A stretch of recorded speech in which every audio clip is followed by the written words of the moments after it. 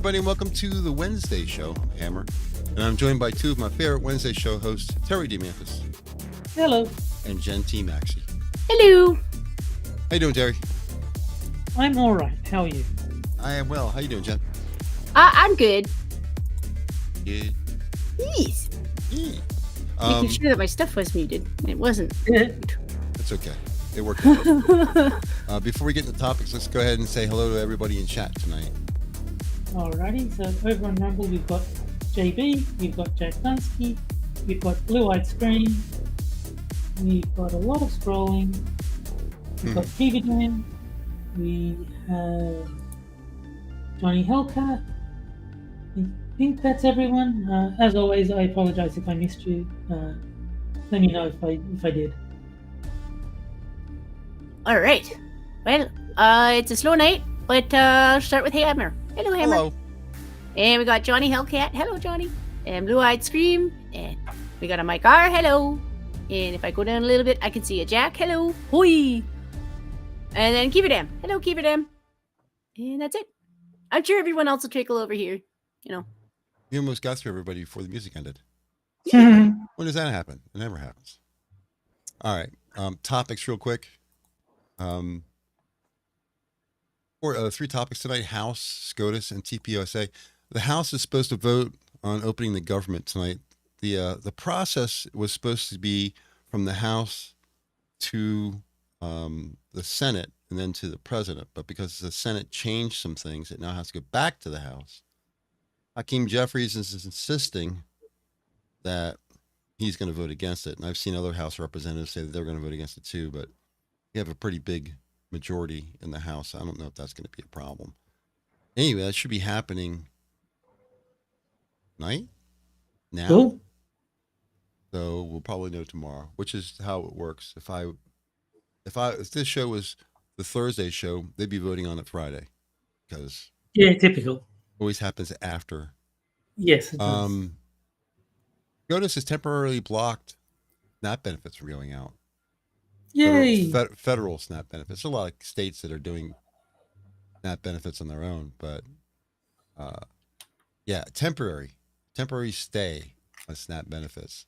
So I'm not sure exactly what's going on there. I didn't investigate it, but it's funny that the whole thing with the government shutting down and stopping SNAP benefits, and now the government's going to be coming back up again, but SCOTUS is saying, yeah, everybody gets everything they want except for SNAP benefits. You don't get those. So that's interesting to see why they're doing it, what they're doing, but I'll figure that out later. Finally, TPUSA holds their last get together, their last presentation for this fiscal year. They won't be starting back up until next year. And Antifa and other protesters decided they would make a significant appearance. Several Antifa were arrested for violence. There was a pretty big brawl.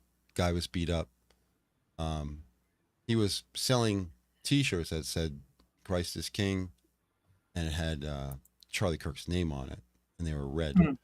He was selling them, and some guy just walloped him from behind, and then they just got no fight. And the police arrested both of them because at the time they didn't know who started it or why. Yeah. But eventually they released the guy who got hit. And the funny thing is, the guy who was selling the T-shirts never fought back.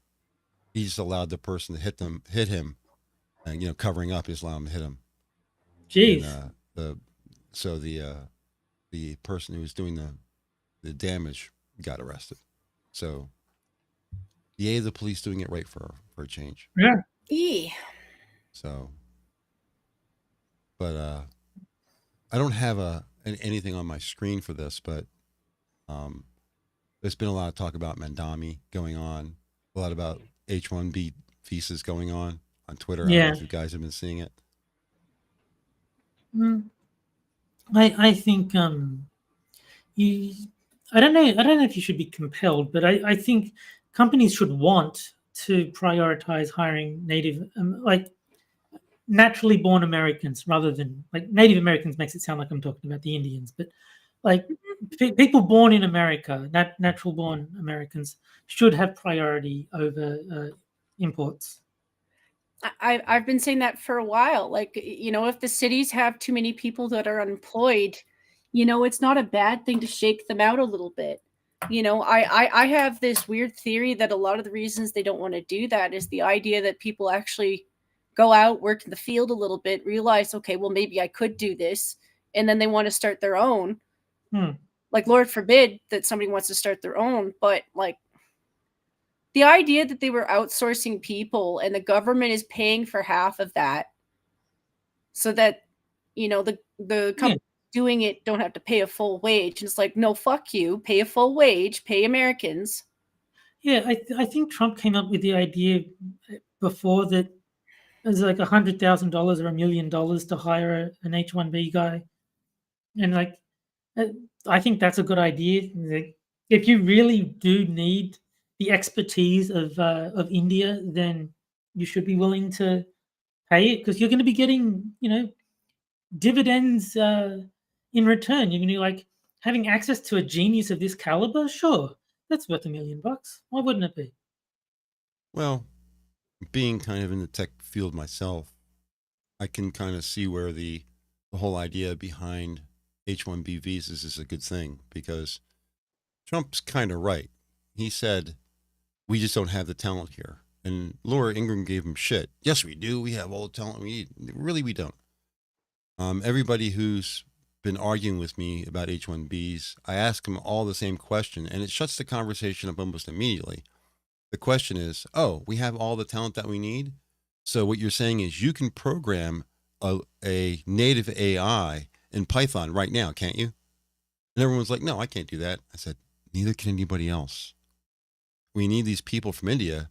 This is all they do. All of their schools are all designed for programming. And AI is the big number right now. So if you look at what America offers as far as people who know Python or Perl or Java, pick your poison. I don't care what language you want to use. If you look at it, we don't really have that many people who can do that kind of work. Yeah, but I think that just means you should prioritize training Americans on how to do that rather than hire H-1B people to train our people. I mean, that's a win-win.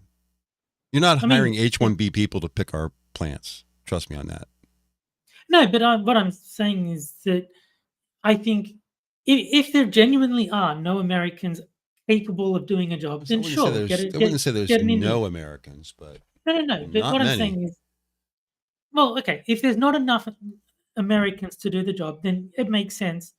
But if it's just that the Indians are cheaper and like, why would I hire an American for $50,000 when I can hire an Indian for $13,000?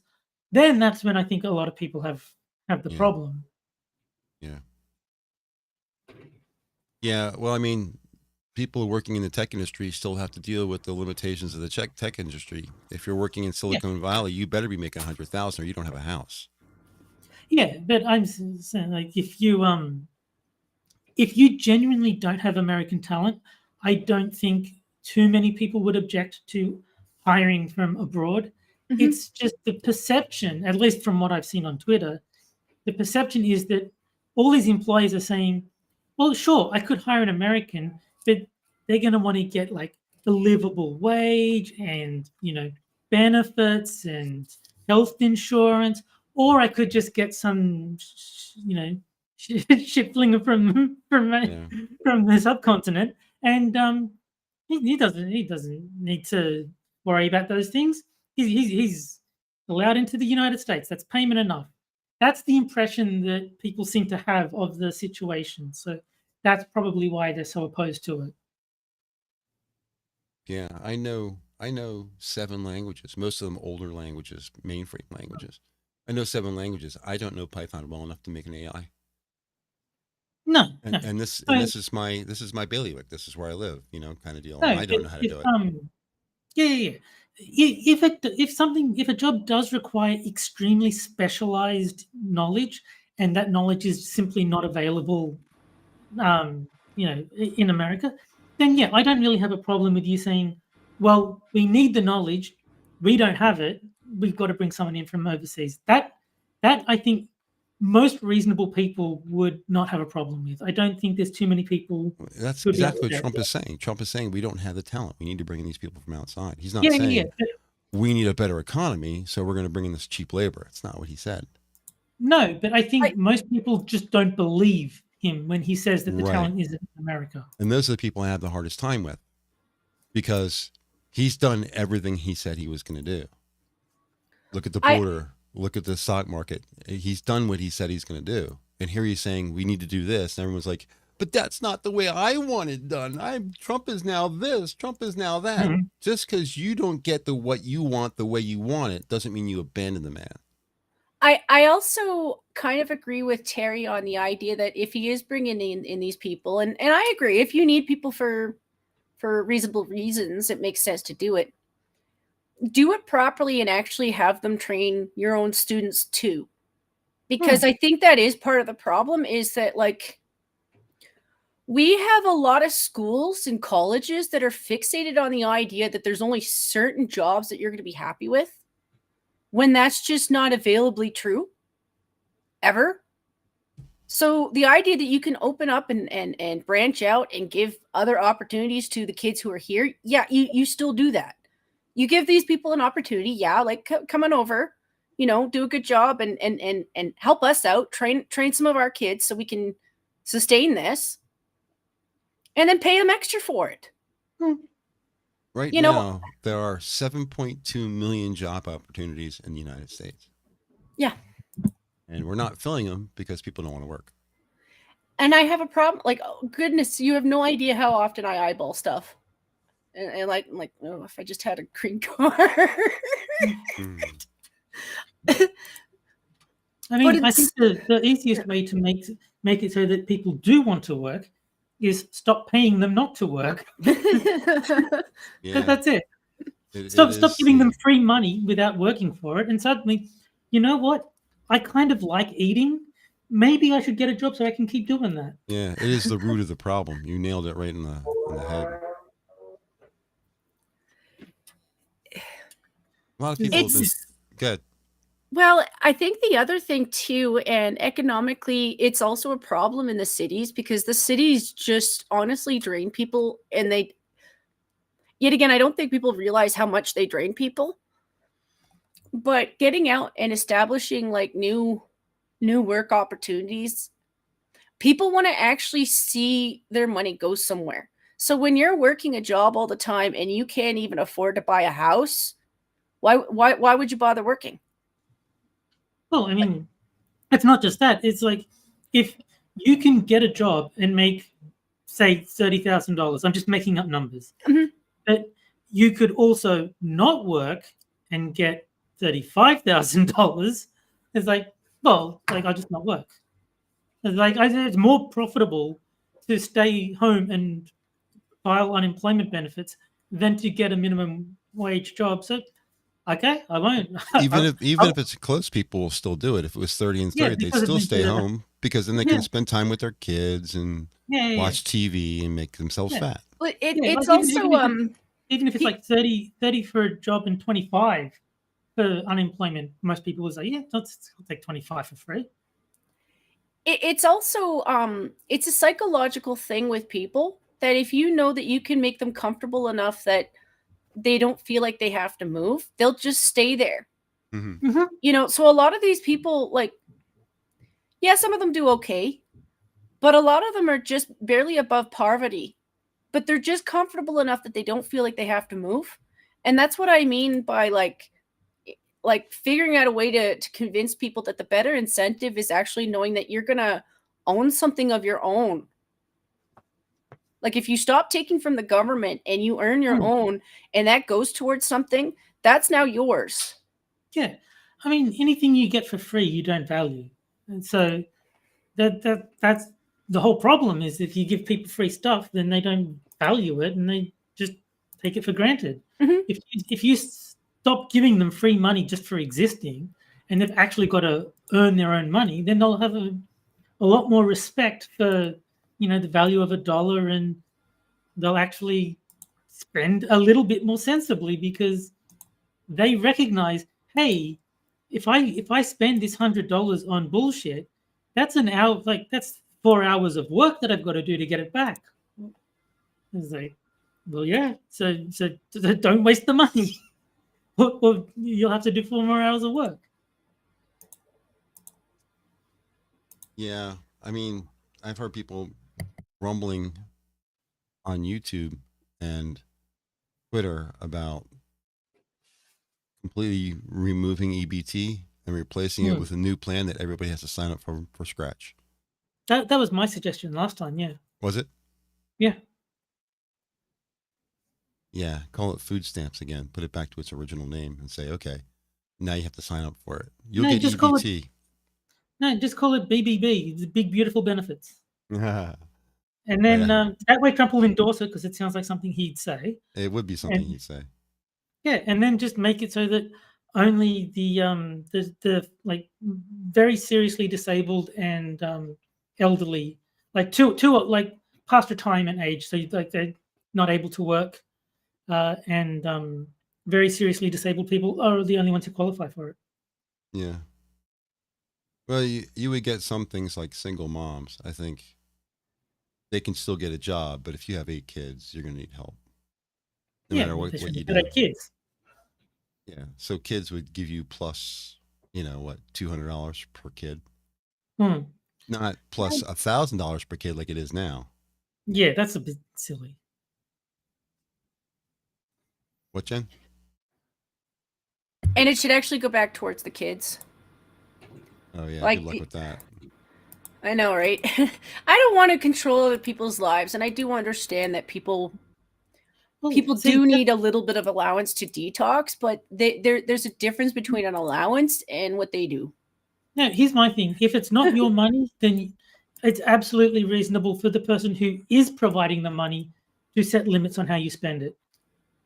I don't like if you didn't earn the money, if you're being gifted that money essentially, then the person who gave you the money does have the right to restrict how you spend it. Oh. It's And just, if you're not willing to accept those restrictions, don't accept the money. If someone says, I will give you $1,000, but you have to spend it on food, and you're like, I'd really rather spend it on drugs. Well, too bad. Like, don't take the $1,000 if you're not going to spend it on food. And if you do take the $1,000 and spend it on something that's not food, then you should be punished for that. Kills me about this is the acronym for SNAP is Supplemental Nutrition. At the end is for nutrition, yet people are buying Mountain Dew. Sorry, but that's not nutrition. I'm sorry. Liquid sugar water is part of every healthy diet, Hammer. Yeah. Ever notice everybody on Snap is really fat? Yeah. Funny that. Yeah, it's kind of odd. But yeah, it should be, the benefits should only apply to meats, uncooked meats, and vegetables and that kind of thing. Yeah, so you can have pasta. You can have like pasta and rice. That should be covered. Yeah, beans. Yeah. But not like, Fruit Loops. Yeah, you should be able to get bread and milk with it. I have no problem with that.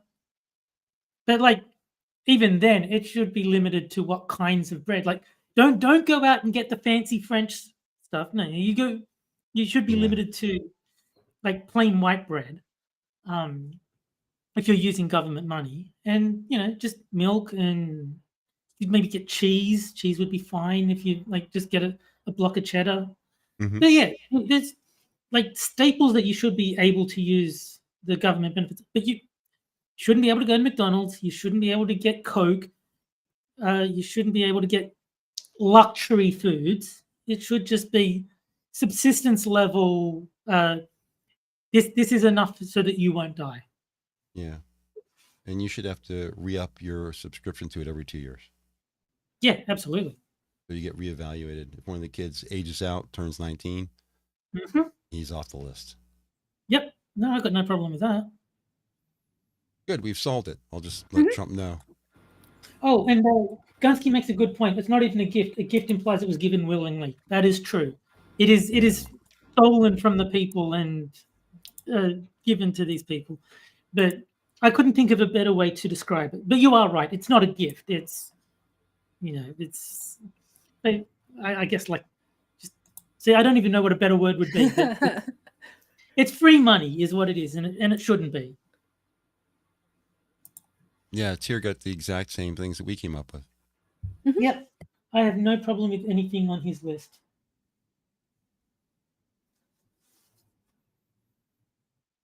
You can, if you plan properly, you don't really need that much money to do those things. No. It was the amount of times I would, and I know there was a lot because of TikTok and people being bitchy about the whole thing ending in the first place. And I'm looking at their cart, and like 2 of them are all boxed up frozen meals, and I'm like, Yeah.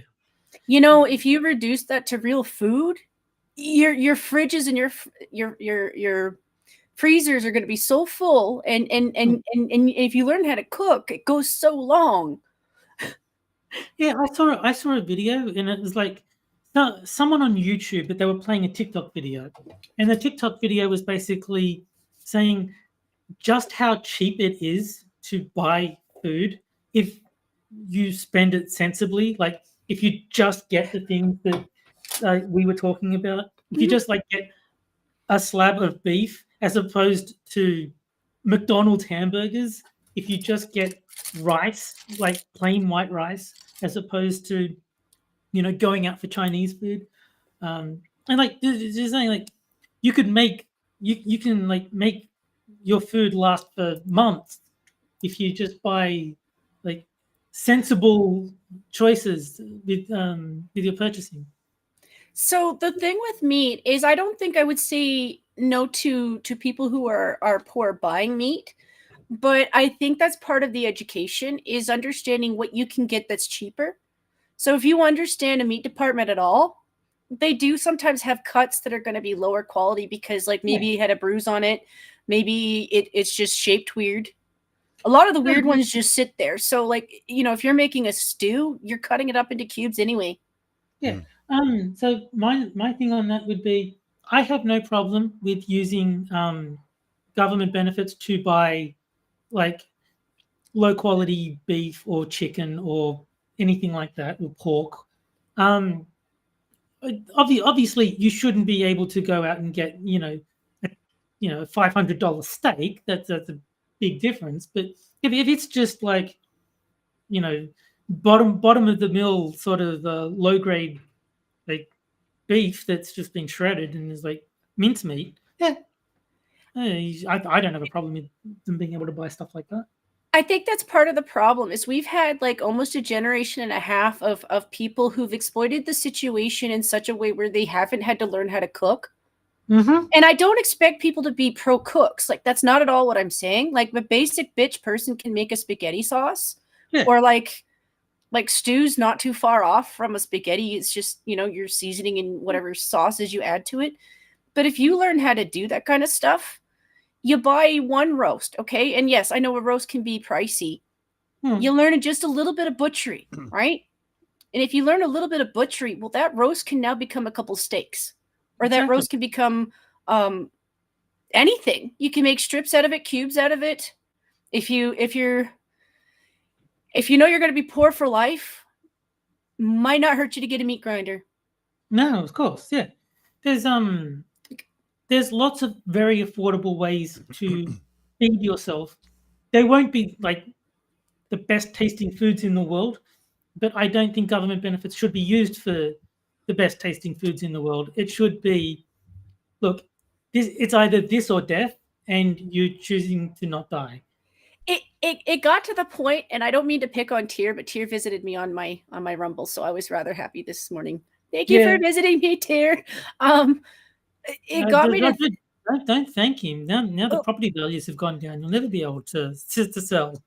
Well, I started to call out the black stereotype about y'all being able to cook, and I'm like, with that much frozen food, no, you fucking don't. Your grandparents cook. Yeah, but a lot of people do cook. I'll be real. I'm barely able to cook because I just get microwave dinners and eat those. But if I were forced to, I would find ways to feed myself. If I was put on only the foods I endorse like SNAP recipients, if I had to live off that, I would find a way. I would look up how to cook certain recipes. I would find the information. I'd practice until I got better at it. You can live off low quality foods if that's your only option because you don't have money for better stuff. Then yeah, you can make do. It is one of the resentments I have towards our government was like a lot of the in-between foods, like say, okay, I mentioned spaghetti sauce. Yeah, I do know the odd person that doesn't know how to make it from scratch. I'm not asking for that. But a lot of the canned goods that they have that were like easier to make the steps, like obviously you have cubed tomatoes or tomato paste, stuff like that. All of it's gone up. Yeah. So I resent my government more for that because all of that is government food. You know, a lot of the free food that you get when you're on the government, you know, when you go to the church and they have the free little bags of food handout, most of that's canned goods. Yeah, the pantry stuff, it's mostly canned goods because they last longer. Yeah. You know, so knowing that like our grandparents are struggling to buy things like soups and like canned tomato paste, that's where I get mad. When I see somebody exploiting the freezer, I'm like, you're an asshole. Learn how to cook just a little bit. Some things are okay. I'm not judging everything, you know? And like one of the things I've seen is like, so you're saying that people on benefits don't deserve the occasional nice thing? No, they don't. No. Like if you spend your own money, you do. But if someone else is paying for it, no, you're not entitled to someone else buying you nice things. You should be glad that the government is giving you any money at all. You shouldn't be then demanding, well, I want Coke, so you have to pay for my... No one has to pay for your Coke. If you want Coke, buy it yourself. The thing is, a lot of these people do have money of their own. Mm-hmm. They just don't want to spend it because the government's paying for it. Right. They'll use EBT for stuff that they should be spending on for their own self. So. Yeah, exactly. But using EBT to get eyebrows, that kind of shit's got to stop. Yeah, that stuff will get to me, especially if they actually have kids. But the other thing is money is fungible. So even if they're not strictly speaking using EBT to get their eyebrows done, the money that they don't have to spend on food that they should be paying for food is now freed to be spent on luxuries like eyebrows. Yeah. See, like the only time I agreed with somebody buying something like clothing for EBT, it's for a job interview. Like if you think you're going to have a job interview and you need to borrow a little bit of money to get like something a little bit nicer so that you can have a better chance at that interview. Yes, that's something that most people like, because then you can get off of fucking welfare. You know, buy the suit, get a job.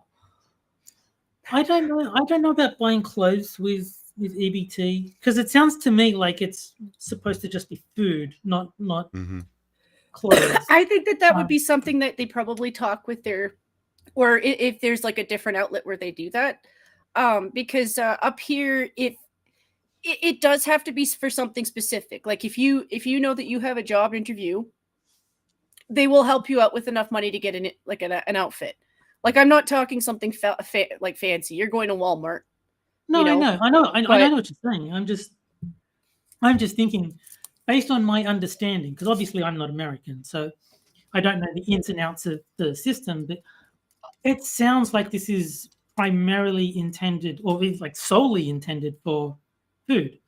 And so I'm not averse to like a charity. Like if you go to some sort of charity, like I don't know, I don't know if the Red Cross would do it, but just like a charity of some sort, and say, look, I have a job interview. Do you have anything that you can lend me for the job? But hopefully, someone has donated something appropriate to charity. But here's the thing: it doesn't have to be Walmart. Like I'm just saying, like say, like I said, you're not just going out to buy new clothing. Like this isn't meant to be like no. You're treating yourself. It is, and I think maybe this is just the difference between ours because like for mine, it's food and bills. It's all into one lot for ours. Okay. But if I needed a little bit extra, like say, like you're only allowed to do this so many times, and there's a limit on the budget, and everyone's circumstance is different. But say I did have a job interview, and it was for something that's going to be handling food, so I need a specific kind of pants and specific shirt. No, I can get those at Walmart. I think maybe a rental service. Like if you're only gonna need it for the interview, and like this is my like suggestion for like a government funded thing. They can lend you the suit, and then if you get the job, then you get to keep it. I think that way you're motivated to actually try and get the job because you get to keep the clothes. If you don't get the job, you have to return it. Here's the thing though. Like say that's the case though. Like you should be doing more than one interview. Right? Yeah. And I mean, like, I wouldn't be using that. Like if you've used that year, you're not using that again.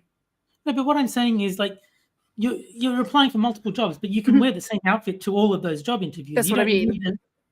So you go to the government, they say, here is your rental suit. Apply for you have like 3 weeks to apply to do job interviews. I don't think anyone would go for that because that's a sanitary issue.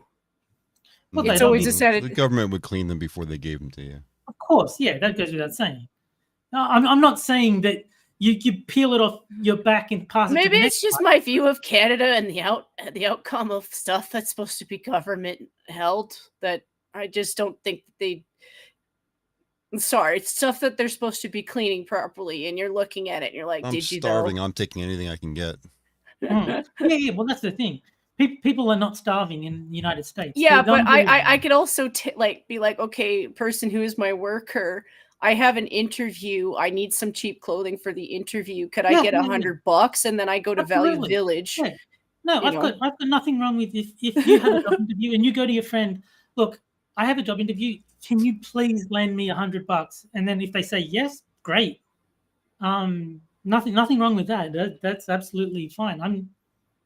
I think the idea is like I mean I like I said, I wouldn't like I do think that our system up here has like a certain amount. Like I think it does depend on the person. Like mine is like $400. I have 400 that I could ask to borrow if I needed something. I just never do because like I would for an interview. Like if I thought I had a decent interview, I might get some new pants and a shirt just specifically for that interview, but I'm going to buy something that I can use again. So like if that one doesn't work, the next time I have an interview, at least I have a fresh interview outfit. Yeah. I mean, if I was desperate for money, I could ask my mum or my stepdad. But I mean, the situation where I would be willing to do that, I would have to be facing homelessness, basically. Like anything short of that, I'm just going to make do with my own money. To actually ask other people to give me money is just unthinkable to me. I also think the other thing with the government and when it comes to handling money, it does have to do with the offices themselves. So like they go through staff a lot, like depending on where you are, they will go through staff so often that you will change care workers and not even know, like 3 times in a year and not even know. And it's really hard for that kind of situation for them to keep up with you and your history. So if you know that about the system, you're going to have people exploiting that everywhere. I don't use stuff that I don't need to because I don't think that's fair. Like I think when you're on it, it should be temporary. Don't use any more than you need to, and then get off it as soon as you fucking can. Like I'd rather the resources go towards helping me actually get a job so I can get the hell out of there because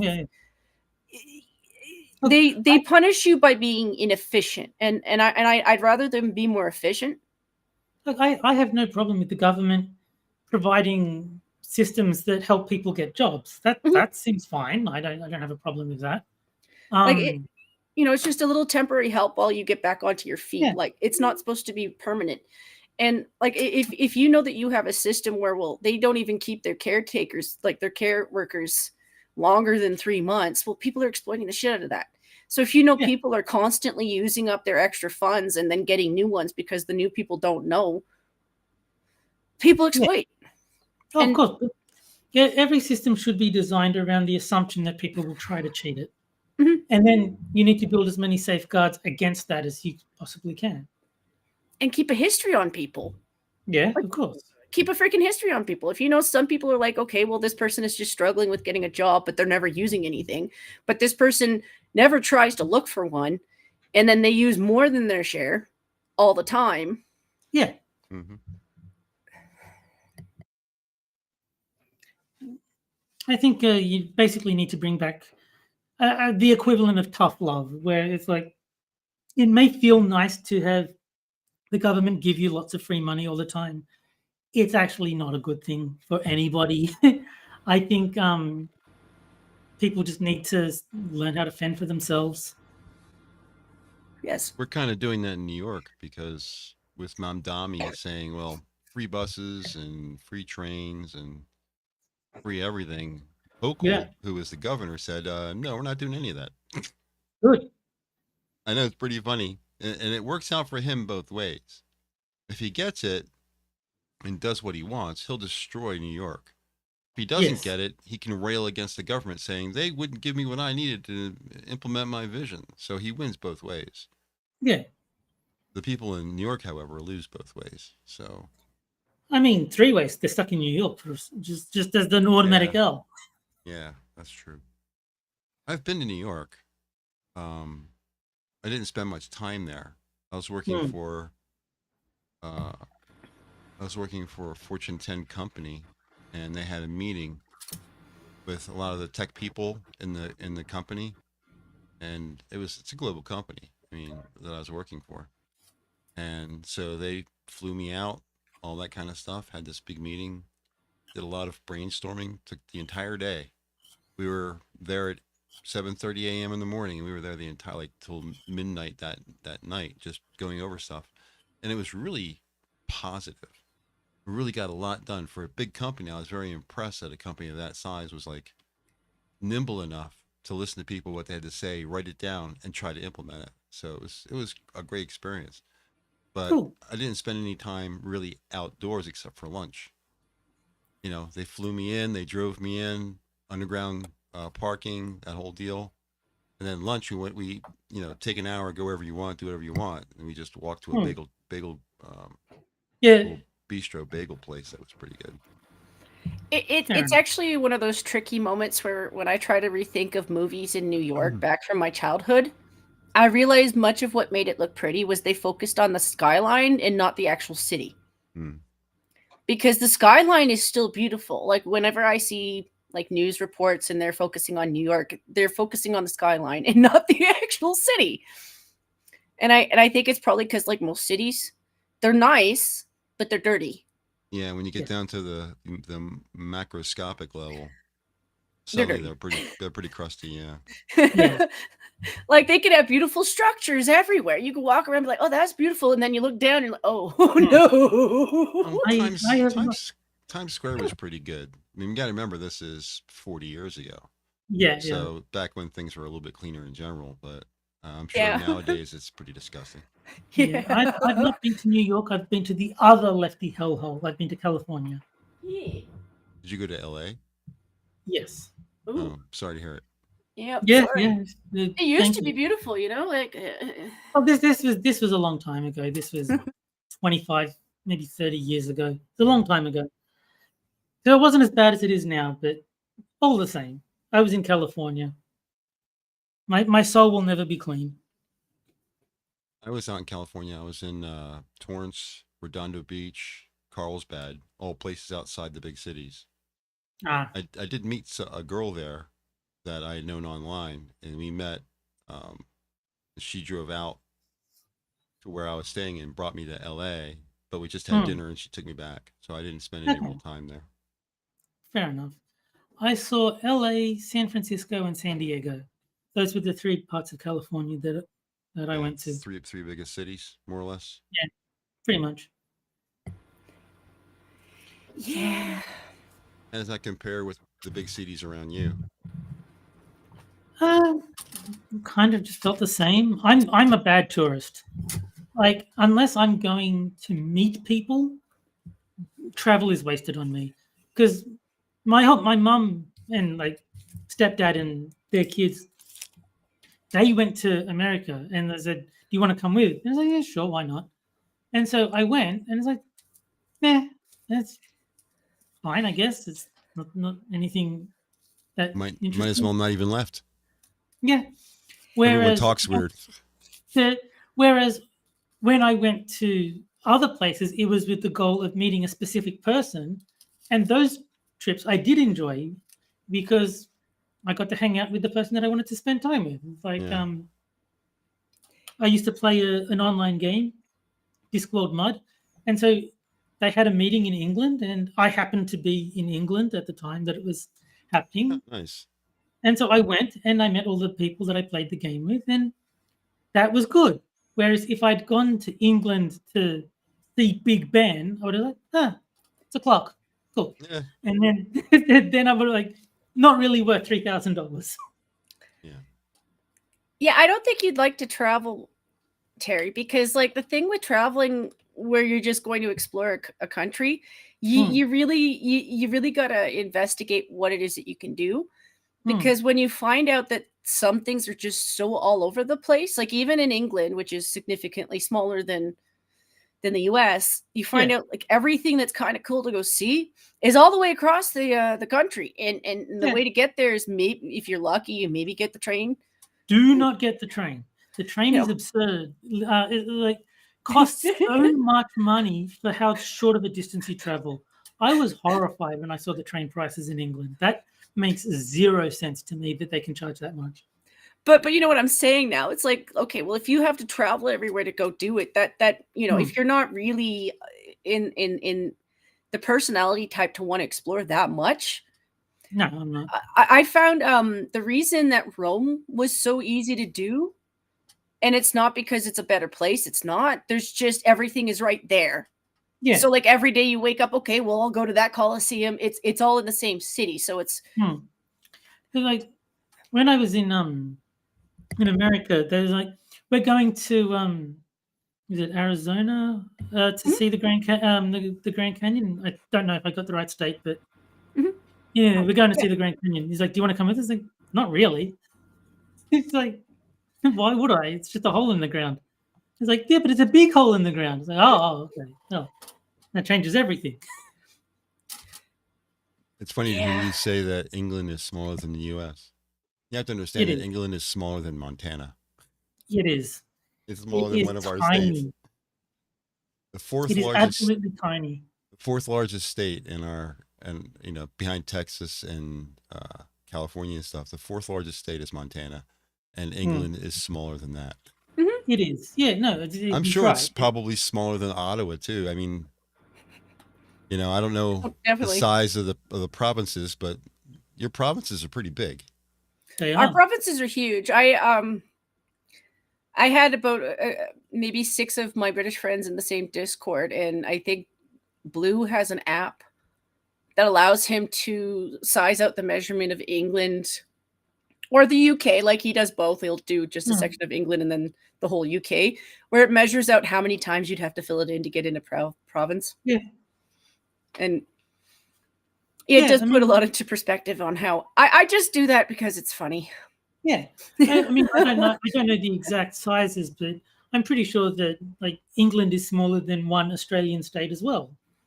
I'm sure you could fit England into like New South Wales or Queensland several times. I think it's because there's a little bit of both. Like there's both stereotypes. Like there's this idea that like, well, yes, North America is huge in comparison.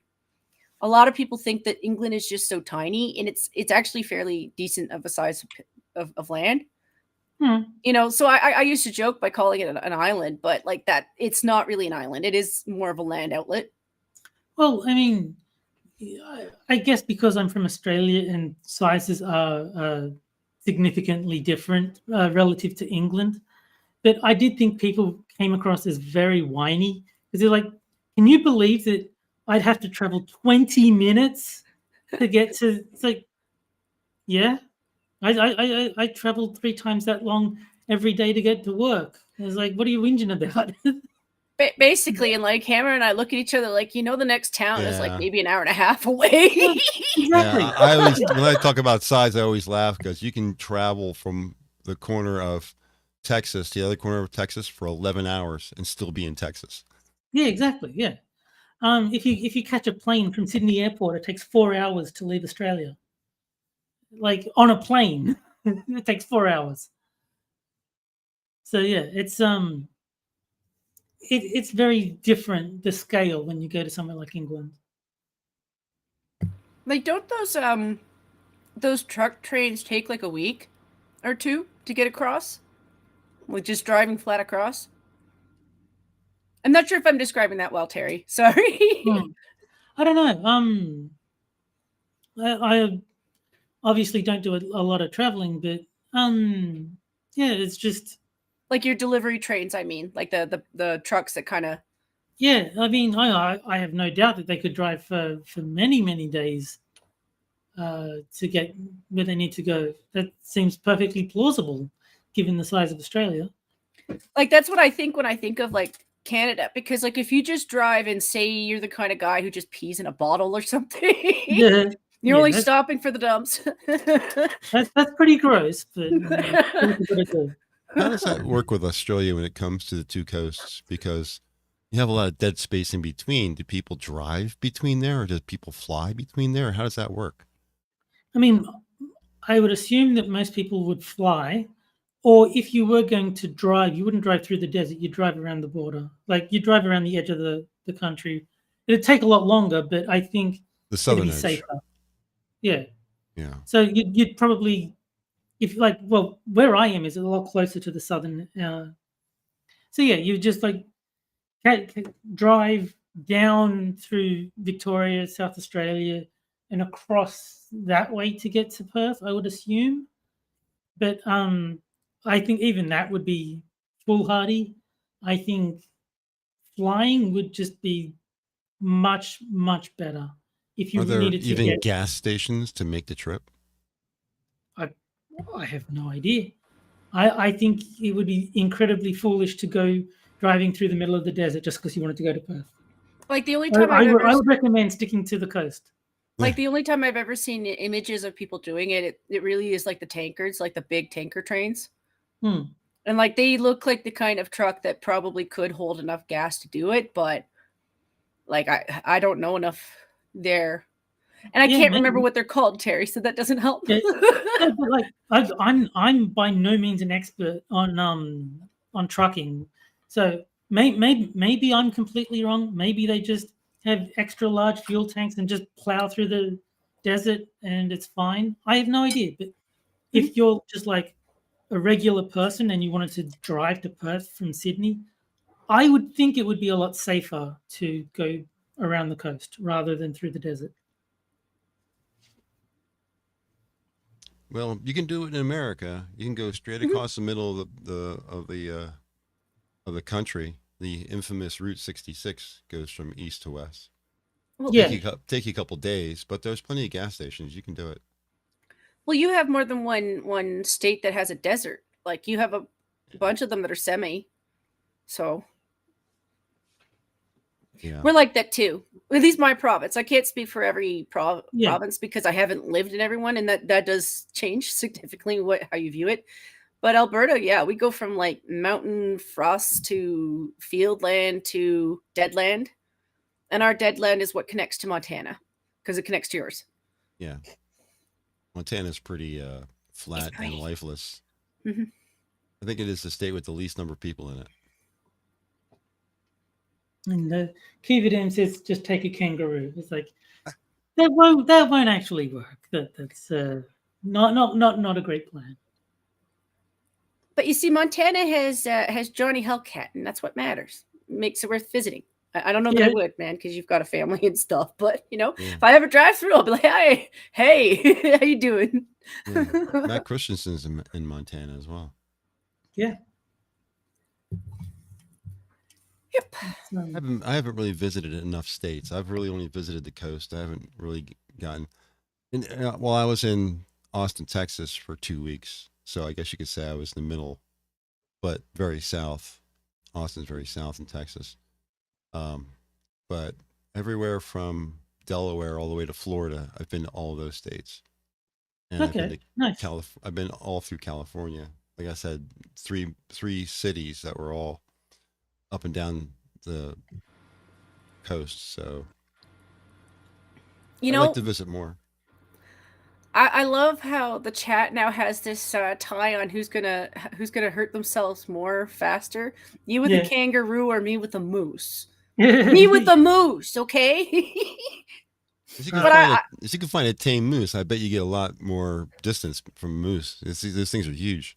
I mean, if you approach a kangaroo, it'll just kick you in the guts and rip you apart. It's got a big talon on its foot, kicks you in the gut and rips you apart. It's not a safe practice to Are fuck they with a that mean? kangaroo.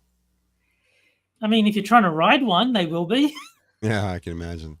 There was a video of a guy who a kangaroo had grabbed his dog, and he had him in like a chokehold. It was kind of weird. So the man ran up to the kangaroo and planted a red cross on him, and he dropped the dog, and the kangaroo just kind of looked at him and like didn't know what to do.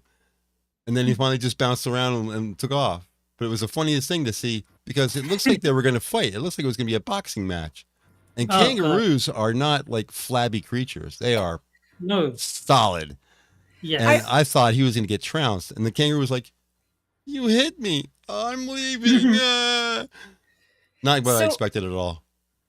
I got the impression from like old videos that were talking to farmers from Australia. The males are really aggressive, especially if they're in buck season. Like they are like, but you have different breeds. Like they're not all the same kangaroo breed. It is kind of like deer. Yeah. But like the really big ones, like yeah, they'll fight you, and they don't need to use that claw. Like that chest of theirs, they kind of swing and hit each other with their chest. You know, and I'm just saying, as a slight woman, if I took one of those, I'm gonna go flying. You might like have bruises and stuff, but I'm gonna go flying. Oh yeah, no. I mean, not many people would want to get kicked by a kangaroo. But yeah, no. Deer are kind of like that too. Like, so deer up here have learned that they can exploit us because a lot of white women and sometimes the young men realize that the deer are very cute. So long as they know that they can get food from you, yeah, they're nice as shit. But if you've got a dog or they perceive that you're a threat, they are absolutely big enough to beat the shit out of you. Oh yeah. And they're hooves, yeah, they can gut you. Yeah, I mean, most animals can defend themselves to a certain degree. Yeah. Oh no, like humans are not physically strong in the way that most animals are. Like our advantage is intelligence rather than physical power. So yeah, a moose is going to fuck up a human. So is a deer. So is an elephant. So is a cow. If you piss off a pig, maybe it'll like. Did you know that a moose is a deer? Yep. I didn't know that. Yep. Yeah, I was just looking it up. It says moose, the largest member of the deer family, found in coniferous and mixed forests. It's one of those things where when you're reading old stories or old dialogue from like Nordic and more Nordic than anything else, they have moose, but they don't call them a moose. They call them like a greater deer. Oh, okay. But they have elk too. So like that confuses me because sometimes they're talking about an elk and sometimes they're talking about a moose. Yeah. Oh, just as a tangent, we have got to end the poll because. Oh yeah, I haven't actually. No, I did. Yes, I voted too. But yeah, I was just saying we should end the poll because it is about that time. For a last statement on the deer thing, though, because it's funny, Bambi's dad is an elk. His mom is a whitetail, and he's a blacktail, and his girlfriend is a mule deer. Wow, four different species. You can tell by the tail. The blacktail and the mule deer are basically the same thing. It's a little slight difference in the tail, but like my dad wouldn't fuss with you if you got that wrong because it's such a slight difference. You only know if you're looking to hunt them. but you'll hunt both if you have the ticket. I don't know how that works. I don't hunt. Well, I'm on the East Coast, so the only thing we get is the whitetail. That's all, and they're all over the place. Oh my God, you can't walk outside without running. Excuse me, sir. They're manipulative, though. They know when you think they're cute. They know. Yeah. Yeah, of course. And yeah, I'll eat them. I've had them before. They're a delicious stew, but they're so freaking cute. I'm like, dang it. I won't give them bread, though, because they're a celiac. Or like I call it a celiac because what they described sounded a celiac to me. They don't get any nutrition from the grains from the bread. Like it looks like they get it from. Oops.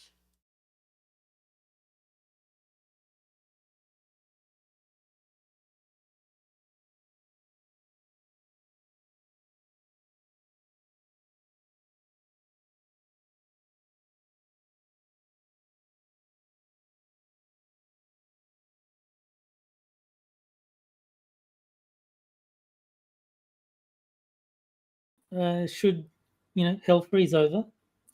See, for you, I would ask if the kangaroos like the carrots. Because I hear the females are a little bit nicer. If they don't have roos, they might be a little nicer. I couldn't tell you. I don't know what they eat. Me neither. I'd ask first before I gave out food, but yeah. I mean, I would assume they just eat like grass or something. But no idea. That's just a guess. Oh, I've said this before, but Terry, any exotic birds from your neck of the woods, give them turrets if you send them to Canada, so they have at least a standing chance of defending themselves. Yeah, I don't think I've got any birds to send, Joe. I'm afraid. I know. I mean, it'd have to be a big box for the ones I want. I don't think they'd make it, and like Canada already has a reputation of being like,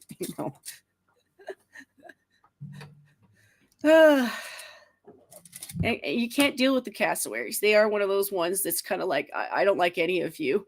yeah, those things are nasty. What is a cassowary? They're the bluebird with the horn bill.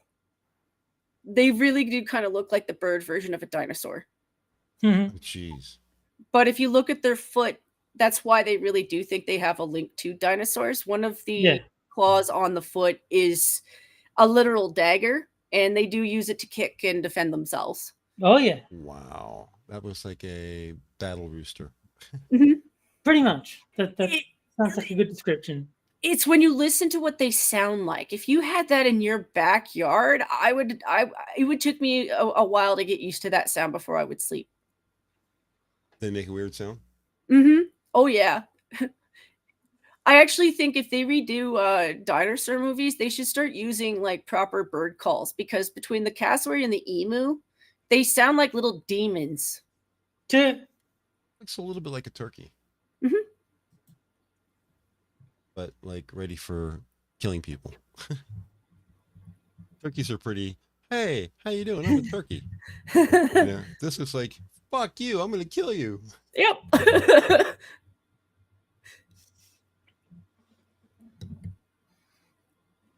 Emus aren't as bad. I mean, they can still gang up on you.